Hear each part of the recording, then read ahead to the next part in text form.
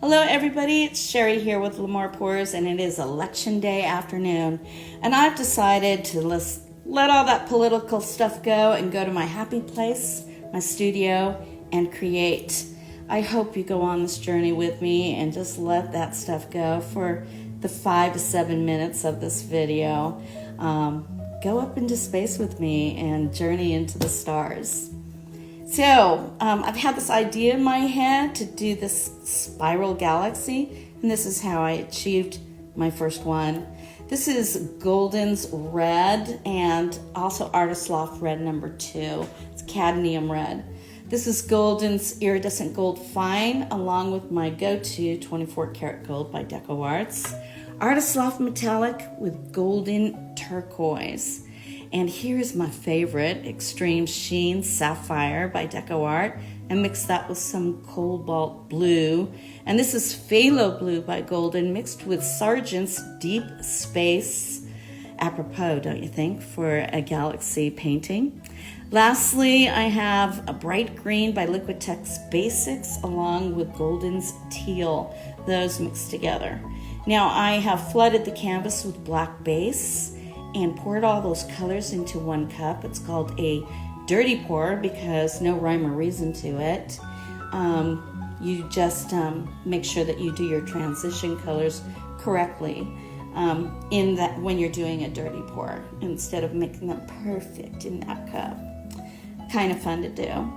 So now I'm tilting it and I'm looking at it and I'm going, that really doesn't look like a galaxy. So I've used too much paint, but I'm going to work and play with it anyway. It's an abstract painting. Right now it looks like a geode to me, or a big rock, but I've got a lot of work to do on this to make it look like a galaxy. So I'm going to start out with my palette knife and try to get some movement into it. Now, when using a palette knife, you start out with it flat and then bring it up on its side and pull it off the canvas just like that. It avoids drips and a clean line when you use it again. So love using a palette knife. Gives me many ways of getting depth, effect, movement, and so on.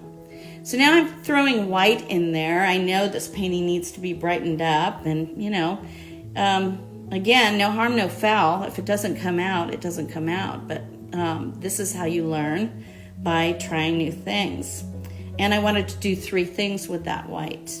I wanted to brighten it up, as I just said, and I also wanted to try to get more movement, make it look more like a spiral moving around rather than a geode or a rock.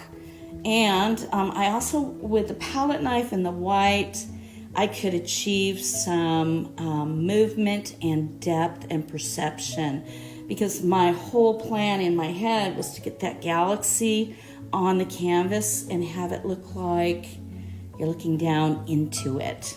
So a lot of things to try to accomplish here. As you just saw, I used my grandmother Dory's pick. I use that for little spots. It also gives me time to see what the paint is going to do now that it's on the canvas and starting to settle. I can see where the effects are, where I want to change things, and by tilting it, I am moving that paint to pull out even more effects, and also see where my perception is, where the depth is, so on. So now I'm using my smaller palette knife. I know I've got a little more time here to see what the paint is going to do, and the smaller palette knife allows me to do finer details in a painting. And looking at it now, I see I want to get those edges softer and I want to get more movement. But for now, I'm going to wait for that paint to settle, and here comes the fun part. I am flicking white, wet paint on a dry brush right onto the canvas and letting it go on the galaxy and the blanks and the black spaces to create that space or star effect.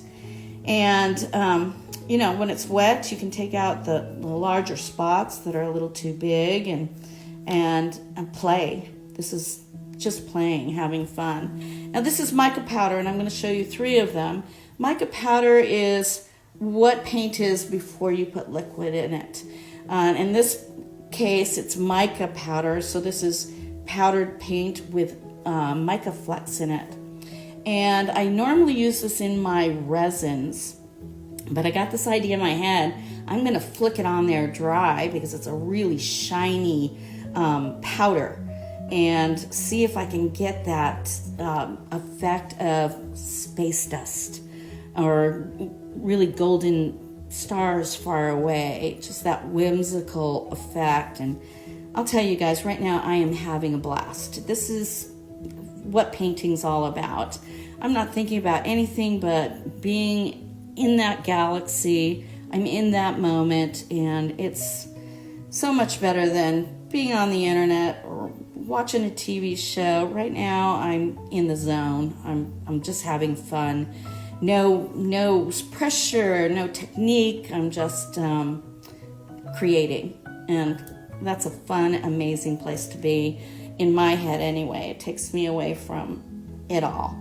Now, this little speckles that I'm putting on right now are iridescent pearl interference mica powder. I know that's a lot, but basically what that powder is when you flick it onto a painting, or even make a resin, making paint out of it, it changes color from purples to blues to pinks to pearlescence, depending on how the light hits it. So these are all experiments. I didn't know if the mica powder would work on this or not. It was just in my head before I did it. I went, oh, I could do this.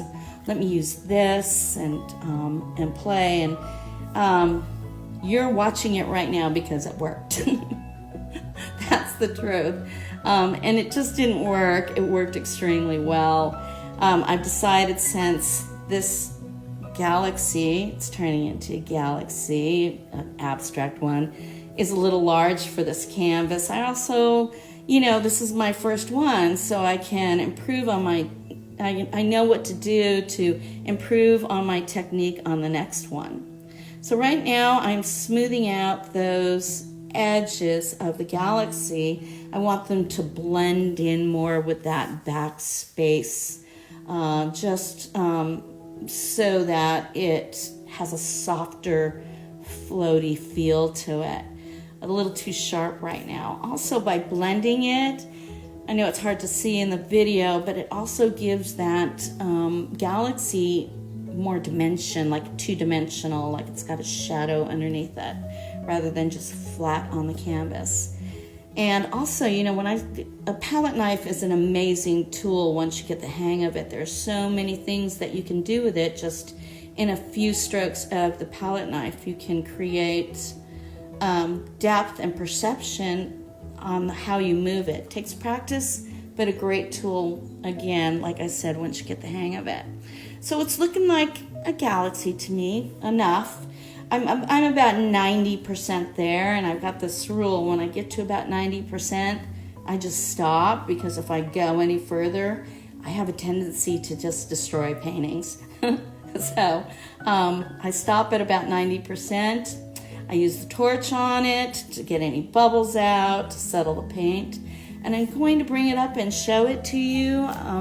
It's great for my first one. I will improve. It's just got some beautiful colors and fun to do. And once I was done with this painting, and I'm going to show it to you here now, in about an hour after I finished it, I was thinking when I was videoing this that no matter what candidate wins, I'm going to accept them as my president. I'm going to hope the best for my country, and I'm going to just be happy that I live in the United States of America. It's a wonderful, great country to live in. Acceptance is really important, and follow your dreams. And I'm so glad you went on this journey with me. I hope to see you at the next one.